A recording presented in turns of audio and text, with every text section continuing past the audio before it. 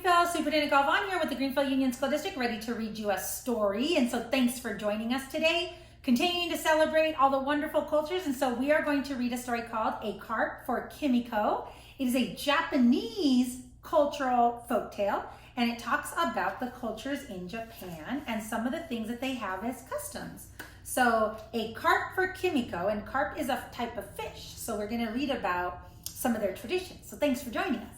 Hola comunidad de Greenfield, soy Superintendente Galván con el distrito escolar de Greenfield aquí con ustedes para leer esta historia. Y la historia de hoy se llama A Carp for Kimiko. So es una carpa para una niña que se llama Kimiko. Y carpa es un pescado, un pez. Y vamos a leer de las costumbres de Japón, de los japoneses. So esta historia es, todavía vamos a celebrar la diversidad en el mundo y en las comunidades donde vivimos, y vamos a leer y aprender de las personas de Japón. So gracias por acompañarnos hoy. Thanks for joining us today, and today we get to celebrate Japanese cultures. So here's the little girl, and there's her papa. Kimiko watched Papa put up the pole. I must fix the lowest hook this year, he said. For my kite, said Kimiko, hopefully. For baby Yukio, he said. Calendar is May. Kimiko ran to the calendar and counted the days. The 5th day of the 5th month would soon be here. She would ask again tomorrow. Kimiko peeked around the door to see them.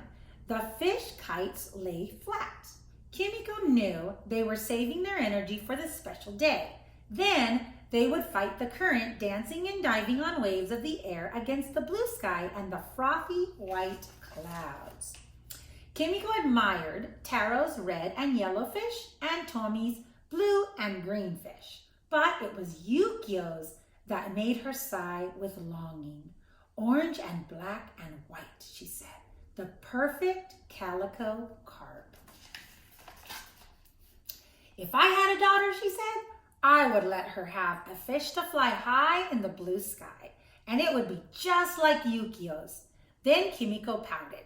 Someday, I will have a daughter, but that is much too long to wait. The next morning, Kimiko sipped her breakfast tea and asked most politely, May I have a carp to fly this year? Papa said, You know that we fly the carp for sons only, little daughter. But the festival is no longer called Boys' Day. It's called Children's Day, Kimiko said. I'm a child too. Yes, said Papa, and we celebrate you as well. But we cannot change the tradition. But I am as brave as Taro, and as strong as Tommy, and much, much bigger than Yukio. Yes, Mama repeated, but that is the tradition. Kimiko frowned and Mama said, Do you remember what March 3rd was? Just 2 months ago? Kimiko thought for a minute. Then she remembered. It was the doll festival. We unpacked all the special dolls and set them up in their bright class, and I asked Hana and Matsuko to come for rice cakes and candies.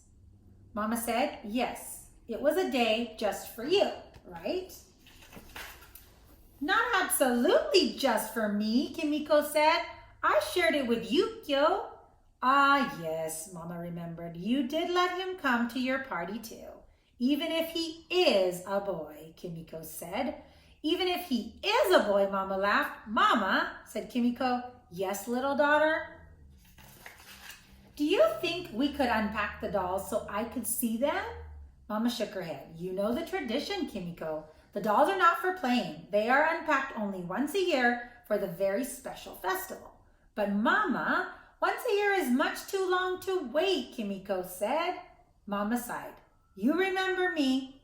You remind me of the carp, Kimiko, always wanting to swim against the current. Kimiko's voice was butterfly soft. Just one, she dared to whisper. Mama looked into Kimiko's eyes. You have convinced me, little daughter. But, she said, holding up a firm finger, just one. Just one of them. Kimiko bowed. Thank you, Mama. Then she worried a bit. Are we breaking the tradition, Mama? No, little daughter, not exactly.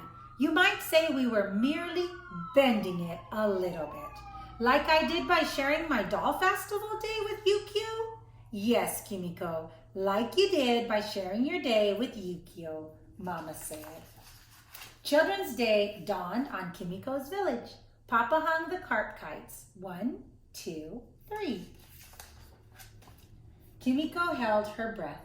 One by one, they puffed to their fullest and swam, flicking their tails sideways.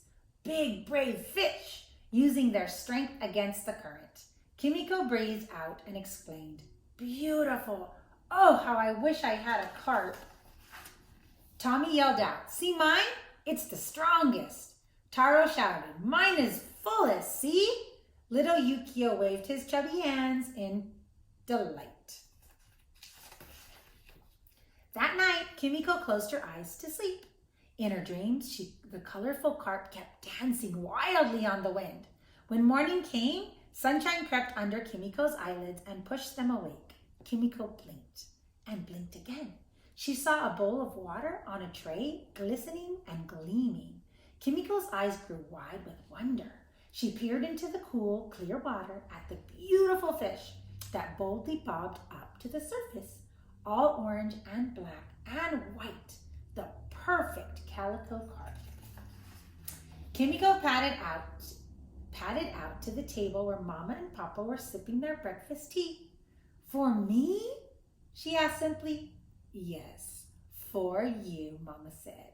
"A carp for Kimiko." So they got her a fish. How beautiful. So that's a traditional story. And if you noticed in this selection, there were some things that they did for boys and different things for girls. And that's part of the Japanese tradition in this story about carps. And that is sometimes true with other cultures. And so we have to look at the traditions and see how we honor them, but also include others in the tradition so that certain kids don't feel out. And so Kimiko convinced her parents to let her be part of it. So that was kind of cool. So thanks for joining us today. This was a carp for Kimiko, una carpa para Kimiko.